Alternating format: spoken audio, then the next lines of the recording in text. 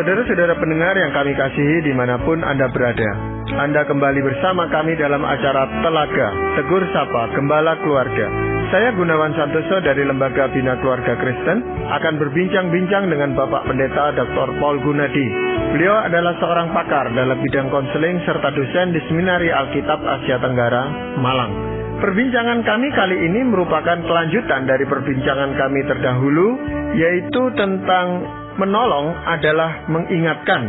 Dan ini merupakan bagian dari seri tentang suami yang memimpin dan istri yang menolong. Jadi perbincangan ini lebih banyak kami tujukan kepada para istri. Dan kami percaya acara ini pasti bermanfaat bagi kita sekalian. Dan dari studio kami mengucapkan selamat mengikuti. Pak Paul, kali ini kita melanjutkan perbincangan yang terdahulu tentang menolong adalah mengingatkan. Dan ada beberapa poin yang sudah Pak Paul sampaikan pada kesempatan yang lalu tentang menolong adalah mengingatkan. Nah, sebelum kita melanjutkan perbincangan ini, mungkin Pak Paul secara ringkas bisa menjelaskan ulang hal-hal apa yang kita bicarakan pada kesempatan yang lalu, Pak Paul.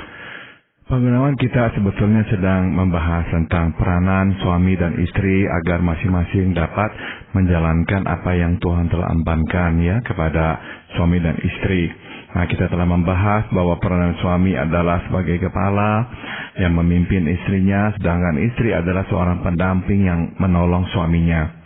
Nah, pada kesempatan yang lampau kita telah membahas dengan lebih konkret sebetulnya apa tuh yang dapat dilakukan oleh istri untuk menolong suami. Nah, kita menyimpulkan bahwa salah satu hal yang penting yang bisa dilakukan istri adalah mengingatkan ya. Mengingatkan agar suami itu misalnya mendengarkan masukan dari istrinya sehingga ada perspektif yang berbeda yang dapat diberikan. Menolong juga berarti ya mengingatkan suami akan motivasi si suami mau melakukan sesuatu, sebab ada kalanya motivasinya ya tidak begitu murni. Jadi ya kalau istri melihat ada motivasi yang kurang baik atau kurang murni, ya tolong ya disampaikan kepada suami. Menolong juga berarti ya mengingatkan akan kemungkinan buruk yang ya bisa terjadi. Sudah tentu istri menyampaikannya bukan hanya kemungkinan buruk tapi juga kemungkinan yang positifnya. Nah, tapi ada baiknya disampaikan kedua-duanya supaya suami bisa juga memikirkan adanya kemungkinan buruk itu. Dan juga ya mengingatkan suami bahwa keputusan yang dibuat tidak hanya melibatkan suami dan berdampak pada suami tapi pada seluruh keluarga. Jadi ingatkan bahwa ya kita ini semua bergantung padamu. Kalau sampai ada apa-apa ya semua akan harus menderita dan menanggung akibatnya. Dan menolong atau mengingatkan suami juga adalah mengingatkan agar jangan sampai hanya bersandar pada pengertian sendiri, tapi harus bersandar pada Tuhan, percaya kepadanya, dan mengakui Tuhan dalam segala laku atau rencana kita, sebab Tuhanlah yang akan meluruskan. Nah, kita sudah bahas juga bahwa dalam menyampaikan semua itu ya, jangan sampai lupa untuk memberikan sikap hormat dan tunduk. Karena ini yang diperlukan oleh suami supaya dia bisa mendengarkan dengan lebih baik. Kalau istri belum apa-apa sudah dengan sikap tidak hormat, tidak tunduk, kemudian apalagi memaksakan kehendak. Nah, biasanya suami itu makin menutup pintu, tidak mau mendengarkan pertolongan atau masukan dari istrinya. Ya, nah selain hal-hal itu yang Pak Paul sudah bahas atau kita bahas pada kesempatan yang lampau, maka menolong dari sisi istri ini apa Pak Paul? Peran apa yang bisa dilakukan oleh istri ini? Menolong berarti mengingatkan suami untuk tidak tergesa-gesa. Nah, salah satu sahabat dalam pengambilan keputusan adalah waktu ya. Ketika kita tergesa-gesa, besar kemungkinan kita belum cukup memberi waktu untuk memahami dan memikirkan suatu tindakan. Nah, akibatnya kita tidak berpikir spesifik, sebaliknya kita berpikir umum atau garis besarnya saja.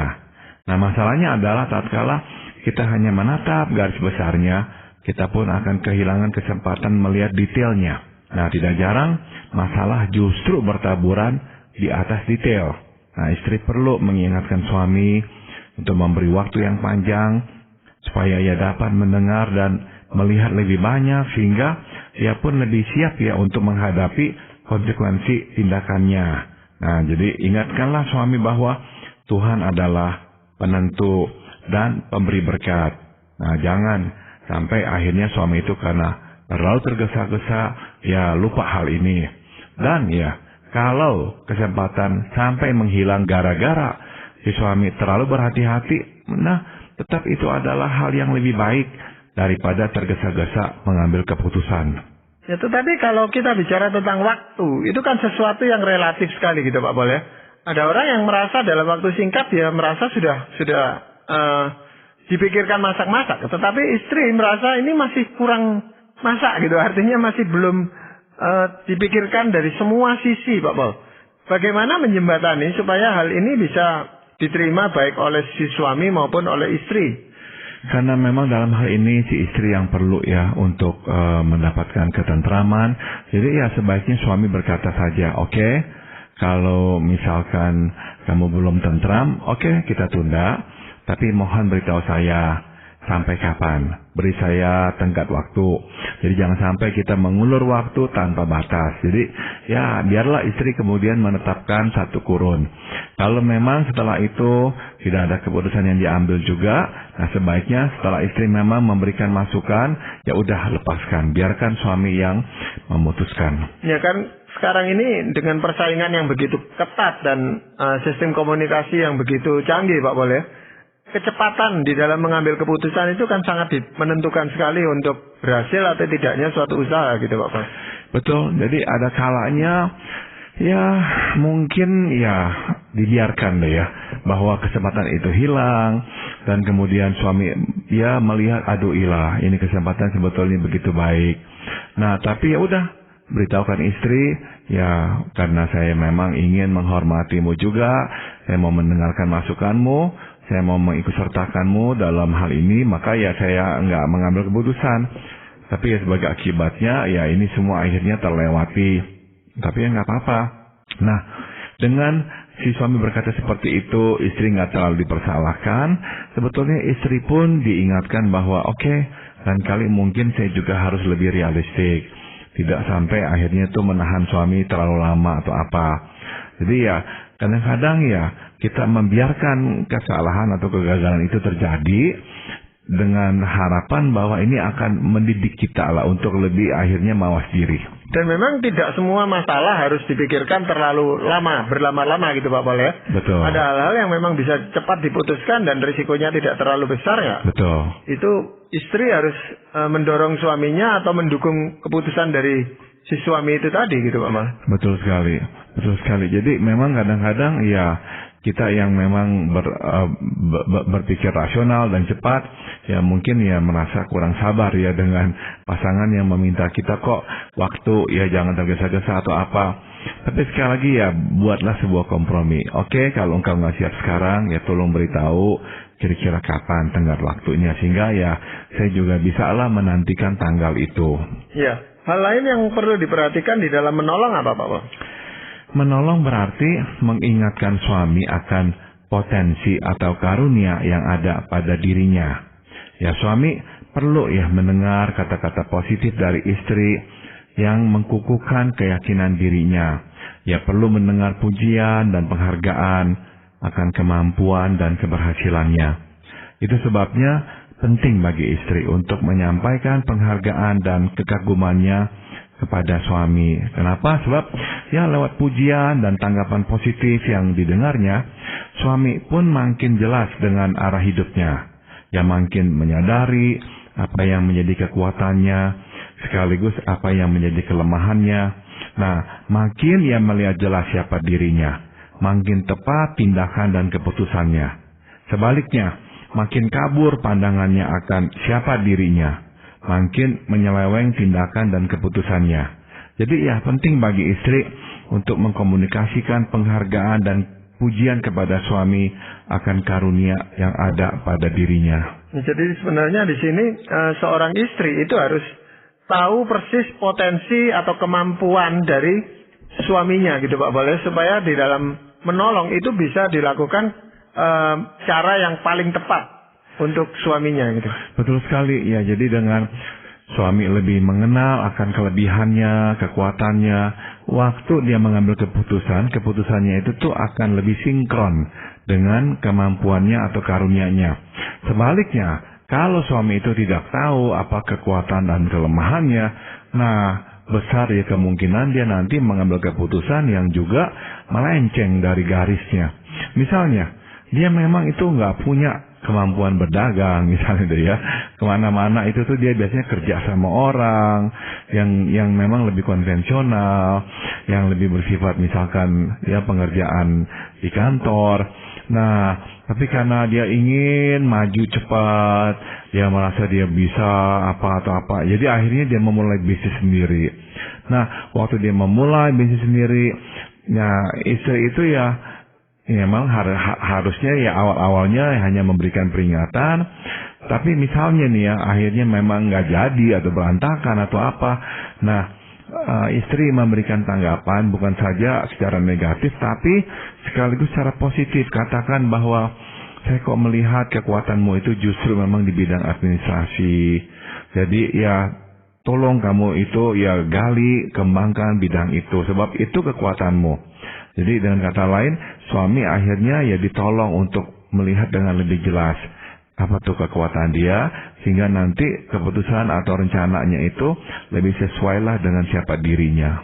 Ya mungkin mereka bisa juga berbagi tanggung jawab gitu Pak Pol ya, ketika si suami yang biasanya bekerja secara konvensional itu tiba-tiba ingin melakukan bekerja sendiri dengan berdagang dan sebagainya, dan istri bisa mendukung dengan melakukan hal-hal yang tidak bisa dilakukan oleh si suami ini, misalnya di dalam melobi orang, mencari pelanggan dan sebagainya gitu Pak Pol.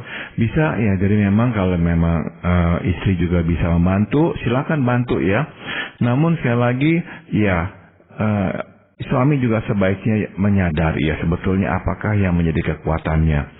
Sehingga waktu dia nanti mengambil keputusan, ya keputusannya itu tuh akan lebih sejalan lah dengan siapa dirinya. Kadang-kadang ya sebagai manusia kita itu tuh kadang-kadang karena ingin apa, akhirnya tuh ya berbuat atau mengambil keputusan yang terlalu jauh lah menyimpang dari siapa kita. Jadi ya istri penting ya sekali-sekali memberikan pengukuhan kepada suami. Kamu ini cakap sekali dalam hal ini, kamu itu tuh sangat sigap dan baik sekali mengerjakan ini dan sebagainya, sehingga realnya suami tetap itu sama. Ya, pujian dan sebagainya ini memang bisa menimbulkan rasa percaya diri bagi si suami itu Pak Pol, asal diberikan dalam takaran yang tepat gitu. Kalau tidak, itu bisa dianggap sebagai olok-olok malahan gitu. Ya. Seolah-olah terlalu melebih-lebihkan. Ya, gitu, sudah pasti ya. Memang harus tulus ya diberikannya. Dan harus tepat gitu, kapan itu disampaikan. Betul. Dan bagaimana caranya dia menyampaikan hal itu gitu. Betul ya. Nah, mungkin ada hal lain lagi yang Pak Pol ingin sampaikan? Yang berikut adalah menolong berarti mengingatkan suami akan dukungan dan komitmennya kepada suami, meski harus mengorbankan kepentingannya sendiri. Ya, suami perlu mendengar bahwa istri berada di pihaknya dan akan memberi dukungan penuh. Nah, istri juga perlu ya mengerti bahwa kadang suami merasakan kesendirian dalam memikul beban keluarga, dan bahwa ia pun takut untuk melakukan kesalahan yang berakibat buruk pada keluarga. Nah, itu sebabnya lah ya perlu ya dukungan penuh dari istri dan kepastian bahwa istri tidak akan menyalahkannya bila rencana yang telah disepakati berdua tidak membuahkan hasil yang diharapkan.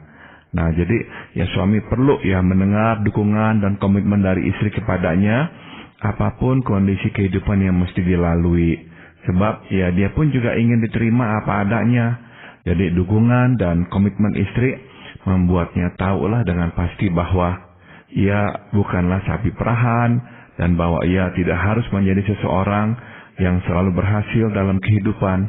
Ya, sebab dia tahu istrinya menyayanginya, komitmennya penuh pada dirinya dan akan selalu memberikan dukungan kepadanya. Jadi ini yang perlu diketahui oleh suami. Istri itu akan memberikan dukungan tentu dari sisi dia semampu dia gitu Pak Pol ya. Kadang-kadang tuntutan suami itu juga berlebihan sehingga si istri ini kewalahan memberikan dukungannya Pak Pol. Nah, dalam menghadapi hal ini seperti itu bagaimana Pak Pol? Jadi ada waktu-waktu ya memang kalau istri melihat waduh ini udah terlalu ya menyimpang lah gitu. Nah, istri juga harus berkata, aduh saya ingin memberikan dukungan kepadamu dalam hal ini, tapi rasanya kok berat. Karena kok saya merasa ini nih terlalu menyimpang dan rasanya ini nih ya susah sekali lah untuk dikerjakan. Nah, bisa nggak tolong pertimbangkan ulang. Jadi sekali lagi ya penting ya kita menggunakan kata-kata seperti itu dengan nada suara seperti itu dan kata-kata yang memang tidak menyudutkan suami. Sehingga suami bisa mendengarkannya dengan lebih baik juga. Nah, tapi ya kalau memang pada titik tertentu istri itu susah sekali memberikan dukungan, ya silakan katakan hal itu kepada suami. Pak Paul, ternyata ada banyak sisi yang kita bisa lihat dari istri ini. Bagaimana istri berperan sebagai penolong terhadap suaminya, Pak Paul ya. Nah, kalau memang hal ini bisa berjalan dengan baik, jadi suami memimpin dan istri menjadi penolong, saya rasa akan tentramlah keluarga itu atau rumah tangga itu akan banyak mengalami hal-hal yang menyenangkan gitu Pak Paul. Tapi seringkali yang terjadi dan ini menjadi suatu kenyataan realita kehidupan adalah masing-masing tidak menjalankan perannya, tetapi menuntut supaya pasangannya melaksanakan perannya. Dan ini menimbulkan percekcokan, pertengkaran dan sebagainya di dalam rumah tangga itu Pak Paul. Dan kalau hal-hal itu terjadi, apa yang seharusnya kita lakukan? Nah, ya sudah tentu Pak Gunawan, Tuhan itu tuh memberikan kepada kita ya arah dan aturan untuk ya memang kebaikan kita. Tapi sayangnya ya kita itu juga tidak selalu ya menaati dan hidup dalam garis itu. Nah, kalau itu yang terjadi ya biasanya timbul ketidakpuasan Pak Gunawan. Dan akhirnya timbul kemarahan kepada pasangan. Karena merasa kok saya harus bekerja sendiri, saya harus berkorban besar. Singkat kata pada akhirnya kita merasa dimanfaatkan dan diperlakukan tidak adil. Jadi waktu kita itu mencoba memberikan dukungan kepada suami kok tetap aja melakukan hal-hal yang menyimpang, yang salah. Kita sudah memberikan peringatan, tetap aja dia nggak dengarkan kita. Nah akhirnya ya susah buat si istri memberikan dukungan itu lagi kepada si suami. Atau kebalikannya, suami itu ingin mengepali dan memimpin si istri. Dan dia mencoba melakukannya dengan kasih sayang dan sebagainya. Tapi istri juga sangat susah taat. Dia nggak mau dituntun. Pokoknya ya kalau nggak setuju ya nggak setuju. Nah akhirnya suami juga jadinya susah. Jadi nggak bisa lagi tuh bekerja sama dengan istrinya. Nah jadi ketidakpuasan akhirnya makin memuncak. Akhirnya ya muncul dalam bentuk kemarahan dah. Karena ya kita ini kok melakukannya sebaik mungkin, dia kok seenaknya kayak begitu. Jadi kita merasa adanya ketimpangan di dalam keluarga kita. Ya ini yang tidak puas ini bisa kedua belah pihak juga Pak Paul. Jadi bukan hanya satu pihak tetapi bisa kedua-duanya merasa tidak puas gitu Pak Paul. Tepat sekali Pak Gunawan. Jadi memang pada akhirnya ya dua-dua merasa dimanfaatkan, dua-dua merasa tidak didengarkan, dua-dua merasa diri diperlakukan seenaknya. Ya jadi dua-duanya marah terhadap satu sama lain. Nah pada akhirnya tuh kalau kita merasa kamu kok nggak memperhatikan kebutuhan saya, kamu kok nggak mendengarkan kepentingan saya, berarti udah dah kita harus perjuangan sendiri. Nah dalam kondisi yang parah seperti itu Pak Gunawan, udah dah kalau ada apa-apa dua-dua putuskan sendiri. Enggak konsultasi lagi, percuma konsultasi. Pokoknya yang penting saya lakukan dulu. Nah udah dah. Seperti itu akhirnya rumah tangga. Ataupun kalau si suami atau si istri itu mendapat dukungan dari anak atau anak-anak mereka, itu yang satu sisi bisa merasa lebih terasingkan gitu Pak Paul ya? Betul. Jadi yang merasa terasingkan ya sudah tentu di satu pihak harus introspeksi. Kenapa kok hampir semuanya kok nggak ada yang berpihak pada saya? Apa tuh kesalahan saya? Jadi jangan sampai marah-marah karena kok semuanya nggak memihak pada diri kita ya. Jadi perlu introspeksi. Nah setelah itu ya cobalah untuk kembali lagi bicara ya, kembali lagi ngomong. Mungkin ini keputusan yang memang baik, tapi belum tentu cocok untuk kita. Jadi kadang-kadang itulah yang harus disimpulkan Pak Gunawan. Sehingga ya kita menunda, nggak mengambil keputusan itu. Sehingga pasangan kita juga melihat, oh kamu juga memang sayang sama saya. Kamu memperhatikan kepentingan saya. Nah udah, jadi mendingan ya suasana cair kembali. Jadi kalau dua-dua nggak peduli, pokoknya asal jalan aja, ya udah dah. Akhirnya yang seringnya terjadi adalah pertengkaran demi pertengkaran, Pak Gunawan. Nah, sekali pola ini terbentuk, Pak Gunawan, maka pertengkaran akan terus berlanjut sebagai satu-satunya cara untuk mendapatkan apa yang diinginkan. Sebab pada akhirnya kita berkesimpulan, wah, saya ngomong baik-baik, percuma, nggak akan ada hasilnya. Jadi ya udah dah, mendingan saya kalau perlu kayak mamang mau, saya pokoknya perjuangkan. Kalau dia nggak terima, saya akan ribut, bertengkar, berantem. Nah, akhirnya pola itulah yang menjadi pola komunikasi di antara suami dan istri. Iya, dan itu didengar oleh anak-anak, dan itu akan sangat besar pengaruhnya juga pada anak-anak, Bapak. Tidak ada lagi ketentraman pada anak-anak. Ya akhirnya anak-anak merasa, aduh, ke orang tua itu selalu bertengkar. Sebab pada akhirnya kalau ini udah terbentuk polanya, Pak Gunawan, maka hukum yang berlaku dalam keluarga itu adalah siapa cepat, siapa dapat. Dan siapa kuat, dia menang. Itu dah hukumnya yang berlaku. Nggak ada lagi tuh yang namanya tenggang rasa, memperhatikan kebutuhan satu sama lain, menunda demi pasangan, udah nggak ada lagi. Siapa cepat, siapa dapat, siapa kuat, siapa menang, udah gitu aja. Nah, itu berbahaya sekali. Sebab kalau itu sampai terjadi, pada akhirnya tinggal tunggu waktu, cinta itu akan memudar dan relasi pun akan merenggang. Ya, kalau terjadi pertengkaran, Pak Pol, seperti itu, kan itu membutuhkan energi yang sangat besar gitu, Pak Pol. Nah, apa dampaknya itu, Pak Pol, dalam hubungan suami istri? Biasanya kalau energi akhirnya udah terkuras untuk mengurusi masalah-masalah, ya, untuk berkelahi, untuk bertengkar, benar-benar tuh nomor satu ya sudah tidak ada lagi tuh keinginan untuk menjalin hubungan yang baik, yang manis, yang intim. Jadi relasi itu menjadi sesuatu yang justru menyakitkan, meletihkan.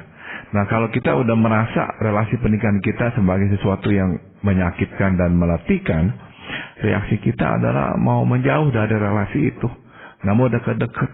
Sebab ya nanti capek, nanti ribut lagi. Aduh dah. Pokoknya sejauh mungkin dah. Ngomong juga sesedikit mungkin. Jadi benar-benar tuh akhirnya kita memasang kuda-kuda untuk bisa sejauh mungkin. Jangan sampai terlalu dekat dengan pasangan kita. Ya, jadi banyak suami yang menyimpulkan tahu gini nggak usah menikah gitu, Pak Boleh. Iya. Dan bahaya yang berikut adalah ini, Pak Gunawan. Kalau kita akhirnya terlalu capek karena seringnya bertengkar, mudah sekali rentan kita itu terhadap godaan pihak lain. Sebab pihak lain itu kok rasanya lebih lembut, lebih sabar, kok lebih mau mengerti kita, lebih mau mendengarkan kita, lebih setuju dengan kita. Ya udah dah, akhirnya mudah sekali kita akhirnya ya tergoda pada yang lain. Ya, karena pada hakikatnya memang sebagai seorang pria itu membutuhkan dukungan dari seorang wanita. Kalau istri tidak bisa memberikan dukungan, ya dia tetap akan mencari orang yang bisa mendukung dia gitu, Pak Pol. Seringkali itu yang terjadi, Pak Gunawan. Jadi ya akhirnya bukannya membaik, makin memburuk. Akhirnya ya kita nggak butuh lagi pasangan kita, sebab kita udah ada orang lain. Nah, tapi ya kalau itu sampai terjadi, rumah tangga kita berantakan seperti itu, sudah tentu itu tidak memuliakan Tuhan sama sekali. Ya, Pak Pol, sebelum kita mengakhiri suatu seri perbincangan tentang suami yang memimpin dan istri yang menolong ini, mungkin Pak Pol mau menyampaikan bagian dari firman Tuhan yang bisa dijadikan pedoman baik bagi suami maupun bagi istri, Pak Pol. Saya bacakan dari Efesus pasal 5 ayat 33. Bagaimanapun juga bagi kamu masing-masing berlaku, kasihilah istrimu seperti dirimu sendiri, dan istri hendaklah menghormati suaminya. Ini perintah ketetapan Tuhan. Nah, kenapa kok Tuhan memberikannya kepada kita? Ini adalah untuk kebaikan sendiri, bukan keburukan. Ya, Tuhan menetapkan suami memimpin dalam kasih dan istri mendampingi dalam ketundukan. Ini untuk kebaikan kita sendiri. Siapa yang melakukannya akan mencicipi berkat.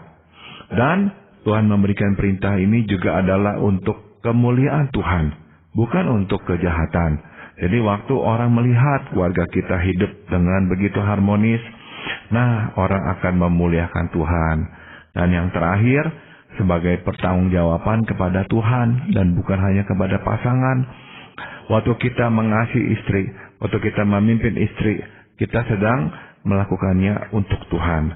Waktu kita sedang mendampingi suami dan menolong suami, kita sedang melakukannya untuk Tuhan. Jadi benar-benar pada akhirnya kita ini menjawab dan bertanggung jawab kepada Tuhan. Ya, jadi memang pernikahan yang dibentuk oleh Tuhan ini Tuhan lengkapi juga dengan hal-hal di mana sebenarnya sudah ada panduan yang jelas baik bagi suami maupun sebagai istri. Hanya tinggal kita sebagai manusia ini melaksanakan atau tidak gitu Pak Pol ya? Betul sekali. Dan ya kadang-kadang ya kita memang manusia nggak selalu ya bisa taat ya, kadang-kadang kita lemah. Tapi ada kalanya Pak Gunawan kenapa kita nggak melakukannya? Karena kita punya pertimbangan sendiri. Misalnya ya seorang suami akan berkata, aduh Tuhan kok ada-ada aja tuh buat peraturan supaya saya memimpin dalam kasih, dalam pengorbanan. Nggak bisa dong. Orang memimpin ya memimpin tegas dan apa sebagainya. Jadi kita melihat perintah Tuhan itu merugikan kita. Atau seorang istri bisa berkata, ini bukan zamannya lagi. Namanya zaman kuda gigit besi. Tunduk-tunduk pada suami.